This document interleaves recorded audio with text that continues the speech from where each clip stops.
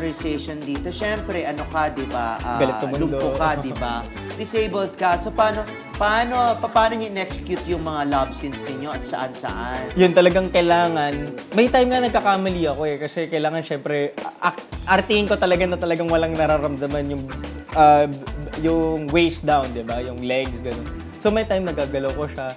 May time sa bed scene napapaano ko, like, how do you... Napapaangat ka. Napapaangat ako, napapakajot ako, napapaganon ako. So parang, doon kinakat ni Derek na, huy, lumpo ka dito. So dapat, kailangan mo talagang gawin yan in a way na parang wala akong nararamdaman. So below the bed. mahirap. Medyo challenging. Challenging. Nawawala ka sa sarili mo. May time ganun, nahihirapan. Bakit ka nawawala? Ba't kinakailangan mong kumadyot? Bakit kasi may time ko yan, minsan kasi sa eksena napapasarap or nadadala po. So minsan, nakakalimutan ko na yung character ko dito is lumpo. Ano meron